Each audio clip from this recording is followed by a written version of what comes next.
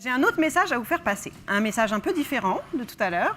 Le message précédent, c'était la carte, un nouveau document, si vous vous rappelez. Et là, aujourd'hui, maintenant, c'est la carte, un outil pour répondre à une question.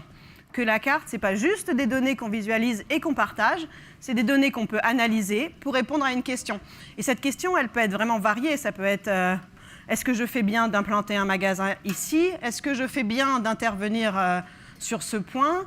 Est-ce que je décide de faire une autre action à cet endroit parce que cette zone vaut le coup? Donc il y avait vraiment plein de sujets et plein de domaines différents. J'ai regardé un peu qui venait. Je me suis dit, est-ce que je vais travailler dans le commerce? On a déjà un petit peu fait la première démo. Il y avait aussi tout ce qui est gaz, pétrole, etc. Moi, j'aime bien, mais j'avais déjà fait. Donc je me suis dit, je vais partager en deux. Au lieu de faire une grosse démonstration, je vais en faire deux. La première sur le Nouma. Je vais vous le présenter tout de suite. Donc c'est plutôt de l'immobilier. Et une deuxième démonstration où j'appellerai une de mes collègues, où on va faire un petit rôle aussi sur la gestion d'intervention. Donc plutôt la gestion d'un support technique, un support technique premium pour aller gérer une intervention sur le terrain. Donc on va commencer par le Nouma. Je vais basculer sur mon écran. Alors le Nouma, je ne sais pas si vous connaissez, c'est un bâtiment. C'est un bâtiment qui se trouve dans le Sentier, qui est à rue du Caire, donc qui a ouvert en octobre ou novembre. J'ai noté sur mes notes, c'est novembre. Donc ils ont fêté leurs 6 mois. Et en fait, c'est un incubateur de sociétés. Et c'est avec ma collègue, on a de la chance, on a une super personne au marketing avec nous, qui est Floriane, je ne sais pas où elle est, mais il faudra que vous la rencontrez tout à l'heure. Elle est là. Et c'est Floriane qui m'a dit, mais tu sais, Google est partenaire. D'accord, c'est vrai, Google est partenaire de ce bâtiment. Je crois qu'il y a eu près d'1 million d'euros qui ont été investis dans ce bâtiment. Et l'idée, elle m'a dit, mais tu sais, il est super ce bâtiment parce qu'il est réparti en étages. C'est-à-dire chaque étage, il y a une vocation. Hop, je vais vous montrer ça. Hop, ça c'est que je n'ai pas branché la batterie. Donc, je me permets de brancher la batterie, sinon il va s'éteindre tout le temps. Voilà, ça va être mieux. Donc le Nouma, la photo que je vais vous montrer, c'est ça. Et elle m'a dit, regarde, c'est un bâtiment qui est assez original. C'est qu'en fonction du type, en fonction de la maturité de la société, il se positionne à différents étages. J'ai dit quoi? Je ne comprends rien du tout. Donc au premier étage, c'est comme une sorte de bibliothèque, vous pouvez y aller. Tout le monde peut y aller. Il y a le Wi-Fi. En fait, c'est une bibliothèque pour utiliser son ordinateur. Il y a le Wi-Fi, il y a des cafés, il faut payer. Mais et il y a des prises de courant partout. Et en fait, les gens travaillent. Il fait assez chaud, parce qu'il y a beaucoup de gens. C'est assez bruyant, mais c'est hyper sympa. C'est tout plein de gens qui travaillent ensemble. Donc ça, c'est quand on n'est pas très organisé et qu'on cherche des amis un petit peu. Et après, le deuxième étage, c'est là, je commence à avoir quelques amis, du genre 1 ou 2. Et là, je vais payer à la journée, à la semaine ou je crois au mois, des bureaux. Des espaces. Voilà, je vais dire, voilà, parce que je commence à monter ma start-up, mais c'est encore un peu pas sûr. Après, l'étage 2, j'en parlerai un peu moins, c'est un étage universitaire où ils font des expériences. Je ne sais pas trop ce qu'ils font, mais c'est ouvert aussi au public, on peut tout aller voir. Et l'étage 3, c'est l'accélérateur, c'est là où quand la société elle est plus mature, ça accueille 12 start-up. J'espère ne pas me tromper sur le chiffre, 12 start-up actuellement qui sont là depuis 6 mois. Et là, c'est un abonnement sur 6 mois ou 1 an, etc.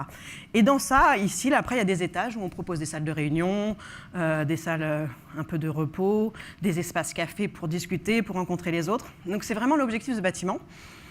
Et j'ai dit, c'est original, on va travailler là-dessus. C'est vrai que c'est chouette. Donc je suis allée rencontrer les gens du Nouma et je leur ai dit, bon, quelle est votre problématique? Est-ce que vous avez des problèmes d'espace? Est-ce que vous voulez qu'on en discute? Et ils m'ont dit, voilà ce qu'on a actuellement. Donc je ne vais pas rester très longtemps parce que c'est le vrai fichier client. Bon, je pense que s'ils me l'ont donné, c'est que ça va, mais bon, je passe très vite pour ne pas reprendre les noms. Mais après, je vais repartir là-dessus. Donc, c'est un fichier client avec les journées réservées, un numéro client et des personnes. Et ils ont dit, mais on ne sait pas où ils sont. Ça veut dire qu'on ne connaît pas l'occupation. On a une très mauvaise vision de où les gens sont placés. Et on réfléchit, on ne sait pas quoi faire. Ils avaient pensé à mettre des petites choses sous les sièges pour voir s'il y avait quelqu'un qui s'asseyait dessus. Mais ils ont trouvé ça pas très classe, parce que ça récupérait le poids de la personne. Bon, c'est pas génial. Donc on a pensé à discuter, à mettre des flashcodes, vous savez, des QR codes sur les tables. La personne donne flash le QR code et dit, voilà, je suis là. C'est génial, non? Donc, on a pu voir une cartographie. Donc, on est en train de mettre en place avec le Nouma un petit site web. Donc voilà, on est au tout début. Donc là, c'est le bâtiment. Et tout simplement, donc si on peut pouvoir baisser. Donc là, vous voyez, là, si je redézoome un peu pour voir où on est placé, vous voyez, là, il y a le métro au mur, le sentier, etc. Ça vaut vraiment le coup d'aller se promener sur ce bâtiment. Et après, donc, on a déjà fait une première cartographie de l'occupation au premier étage. Ici. Occupation au premier étage. Donc, tout simplement par jour. Donc, ça, c'est une cartographie qui se met automatiquement à jour, qui est derrière, il y a une base de données géographique, bon, qui est stockée dans le cloud, on ne va pas rentrer dans les détails, etc. Mais donc, c'est une base de données géographique, et sur chacun de mes points, je sais s'il y a quelqu'un ou pas actuellement à cette place. En principe, quand je clique dessus, on devrait avoir un petit pop-up qui dit qui est là. Mais l'idée est là. Et ce qui est vraiment intéressant, c'est que j'ai aussi lié Street View, parce que ce bâtiment, pourquoi il nous a intéressés aussi, c'est qu'on a Street View en indoor dans ce bâtiment. Donc ici, c'est du Street View public. Donc ça veut dire que si vous allez sur Google Maps, vous allez le retrouver. Ça, c'est le rez-de-chaussée. C'est bizarre parce que ça fait tout propre, mais il faut voir quand il y a du monde, il y a énormément de gens partout. C'est très impressionnant comme lieu. Et le premier étage, ça ressemble à ça. Donc c'est aussi assez bruyant encore, hein, mais on a accès à des bureaux, on loue des petits bureaux, donc à la journée ou au mois. Et ça, ce que je voulais vous montrer, c'est que déjà, il y a la technologie Street View à l'intérieur. On reconnaît les couleurs Google, hein, pour les gens qui ont visité le Googleplex. On reconnaît un petit peu la marque de... Ah, il y a Android aussi. Et tout ça pour dire que ça, c'est de l'indoor public, mais on peut exactement avoir la même chose avec de l'indoor privé. C'est ça, il faut imaginer ça comme un site intranet. C'est-à-dire que ce n'est pas public, même si c'est la personne qui flash son QR code et qui dit « je suis là », c'est un site privé au NUMA, ce n'est pas public. Donc on pourrait très bien avoir, comment ça s'appelle, une cartographie indoor privée. Hein, c'est ce qu'on fait pour d'autres sociétés. Et après, donc, j'ai fait aussi on réfléchit à une cartographie sur le 3e étage.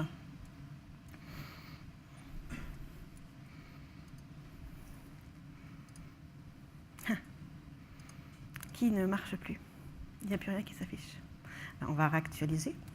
Et là, la cartographie du 3e étage, ce n'était pas la même chose. Ça leur est égal le taux d'occupation parce que c'est toujours plein. Donc ça ne sert à rien de faire une carte pour faire une carte.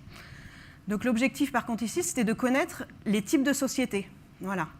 Parce qu'ils ont dit, OK, on a en ce moment 12 sociétés, ils sont regroupés, mais on ne sait pas quel type de société c'est. C'est une société, en effet, en jaune, c'est une société de e-commerce. Ce sont les vraies sociétés actuellement. Hein. Là, c'est art et sport. Ah, ça c'est rigolo, c'est une société qui fait des capteurs pour skateboard. Ça, c'est marrant. Et donc, tout ça pour dire qu'ils avaient besoin de ces statistiques, ces visions cartographiques, pour pouvoir faire après des statistiques, pour avoir des outils de reporting. C'est vraiment des choses qui, à l'instant T, ça ne les aide pas obligatoirement, mais ils se disent, voilà, dans un an, on aimerait avoir ce type d'outils avec des graphiques pour voir l'évolution au mois. On voit tout de suite pourquoi le 8 mai, évidemment, il n'y avait pas beaucoup de gens, mais on peut réserver. Donc, c'est pas ouvert le week-end quand même. Et après, en dessous, là aussi, pareil, j'ai effacé volontairement la base de données, mais là aussi, on a une vision type base de données. Donc ça, c'est tout à fait le type d'outils, le type de plateforme qui peuvent être très facilement mises en place, avec des outils géo derrière, mais aussi des outils de collaboration, des outils de graphique, etc., pour vraiment avoir une vision de l'occupation de l'espace. Waouh! C'était les 7 premières minutes. Donc tout va bien. Tout va bien. Donc ça, c'était un premier exemple. Après, on va passer sur un deuxième exemple totalement différent, qui est la gestion des interventions. Donc, je vais me positionner dans un autre petit rôle. Je suis ingénieur support premium. Ça veut dire que j'aide mes clients, qui sont des automobilistes. Quand ils ont un problème, ils reportent un problème, et moi, je les aide à dire quel est le meilleur garage, à essayer de résoudre leurs problèmes. Mais je vais laisser la place à ma collègue Nadia pour vous raconter un petit peu le contexte. Je suis Nadia, la collègue d'Émilie, ingénieure solution également chez Google. Et effectivement, j'ai joué un petit rôle. Je vais m'amuser à jouer le rôle d'un touriste qui visite Paris et qui utilise son super ordinateur de bord pour aller de site en site. Tout se passe bien, et puis tout d'un coup, je tombe sur cette super erreur, un écran bleu. Et donc, j'ai besoin de remonter cette erreur au support. Donc, traditionnellement, j'aurais appelé le support. Mais quel support j'appelle? Est-ce que c'est le support dans le pays dans lequel j'ai acheté ma voiture? Est-ce que c'est le support local? Est-ce que je cherche le garagiste le plus proche? Mais est-ce qu'il est le plus apte à répondre à un problème d'ordinateur de bord? On pense que le plus simple, c'est d'utiliser une application mobile qui a été fournie directement par l'équipe Support Premium. C'est exactement ce que je vais faire. Si on peut basculer sur mon téléphone, s'il vous plaît. C'est une application qui a été distribuée via le Google Play Store, donc c'est public, tout le monde pourrait la télécharger, à condition d'être bien évidemment client support, on peut s'authentifier. Tout ça pour montrer mon super fond d'écran, c'était à Monaco, et en même temps vous montrer cette petite application support que je peux lancer, qui pourrait éventuellement fonctionner en mode offline, si on voulait bookmarker justement des experts qu'on téléphonerait directement avec son forfait téléphonique. Ce qui est intéressant ici, c'est que je vais pouvoir remonter ce problème de différentes manières. Donc soit la voice recognition, soit en tapant un mot-clé, soit le QR code, soit directement la possibilité de faire de l'image recognition. Donc, je vais prendre en photo mon problème, et puis c'est au support de se charger de me contacter directement en comprenant que c'est un problème d'ordinateur de bord. Donc j'ai très peu d'intervention à faire finalement ici, et c'est pour ça que je vais prendre en photo directement le problème. Donc vous voyez, ce qui est important ici, c'est que je n'ai pas eu besoin de saisir un mot-clé, de saisir mon identifiant, de taper l'endroit où je suis. J'ai été localisé directement par téléphone. Donc le téléphone a fait tout le travail pour moi. Moi j'ai juste pris la photo, je lance la recherche, ça va remonter le problème au support, et après, c'est à l'équipe support de faire le travail. Effectivement, il y a un ticket qui vient d'être créé automatiquement, donc je suis notifiée. Je sais que le ticket a été créé, qu'il m'a bien localisé. Il sait qui je suis, puisqu'il y a l'identifiant de mon numéro de client. Donc tout le contexte client a été remonté en même temps que le problème. Et je sais que c'est Émilie Landois qui va s'occuper de mon problème à l'instant, que le travail est en cours de traitement. Il ne me reste donc plus qu'à lui demander de me contacter en appuyant sur support en direct. Et je laisse à Émilie maintenant de faire tout le travail de support avec toutes les informations que j'ai remontées avec mon mobile. C'est bon pour toi ? Donc oui, ça ressemble beaucoup en fait à ce que Didier Guabert racontait. C'était sur Alliance, le coup, sur l'histoire d'Alliance. Je vais repasser sur mon écran. Parce que Brice voulait à tout prix montrer cette image. Il faut le dire, c'est pour ça que je rigole. Je n'étais pas trop pour. Mais... Donc ici, là pareil, je suis dans une nouvelle interface qui est propre à ma société, qu'on a appelée, je crois, Ça roule. Donc c'est ma société, c'est mon environnement, avec tous mes dossiers dedans, tous mes cases, toutes mes données clients, tous mes documents techniques, etc. Donc c'est vraiment mon application de support. Ici, on utilise, on utilise aussi la GSA, donc le moteur de recherche Google à l'intérieur de ma société, vraiment pour bien avoir tous ces documents bien indexés. Et évidemment, le point d'entrée peut être la cartographie. C'est-à-dire que sur cette carte, encore une fois, là, j'ai toutes ces histoires de layers, on appelle ça des couches. J'ai des couches d'informations. Ici, je vois Nadia Pérez qui a remonté un case avec un numéro de case. Je pourrais avoir accès à différentes informations, comme son numéro de téléphone, mais on va la contacter par un autre moyen. Ici, j'ai aussi la localisation des garages, avec la gestion du trafic par en dessous. On est en train de créer cette application, il y a beaucoup de choses à améliorer. À compléter, on pourrait avoir le trafic, calculer vraiment des itinéraires comme tout à l'heure. Tout ça, c'est des petits détails. Là aussi, pareil, sur chaque garage, j'ai accès à des fichiers PDF, tout simplement, des fichiers PDF, des notes techniques qu'ils ont développées ou qui est propre à ce garage. Donc on va repartir ici. Autre chose, c'est que je veux savoir si ce point, ce type d'incident est réparti à différents endroits. Donc là, je peux faire une cartographie en cercle proportionnel, ça me propose un autre outil pour voir s'il y a bien une répartition spatiale du problème. Ça, c'est des choses que je pourrais dire au garagiste. Parce que le garagiste que je vais appeler, donc ça va être factice évidemment, ça va être donc Sébastien Agnan, c'est le garage qui avait juste à côté, là que j'ai montré. Et là, le lien qui va se faire, c'est avec Maps Coordinates. Maps Coordinates, c'est une plateforme aussi, géo, pour la gestion des interventions et le suivi de personnes en temps réel, les flottes. Et là, ça m'a permis de créer une intervention. Et cette intervention, elle est attribuée au garagiste, il reçoit une petite chose sur son mobile, etc. Et là, donc pour finir, si ça marche, parce que tout est en live encore, je vais pouvoir prévenir Nadia. Donc je vais cliquer sur la personne, je vais accéder à son compte. Donc je pourrais évidemment chatter avec elle, mais on va tenter la vidéo. Si elle est allée assez vite, elle doit être pas très loin.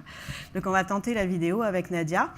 Là, l'idée, c'est de montrer qu'il y a vraiment toute une série d'outils, qu'on peut vraiment utiliser plein de choses. Donc là, en principe, il y a le son. Et donc Nadia qui a disparu. Voilà.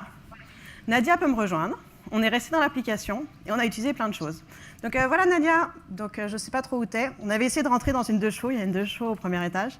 Voilà. Donc elle est dans sa voiture. Et c'est pour dire que voilà, je peux lui dire qu'un garagiste va venir la dépanner, comme on dit, dès que possible. Donc voilà, je raccroche Nadia. Oui, à tout à l'heure. Ciao. Et donc voilà, c'était l'idée, c'était de montrer à partir d'une plateforme, à partir de la carte, c'est très facile de créer ce type d'interface propre à sa société, un portail interne pour résoudre et répondre à des questions.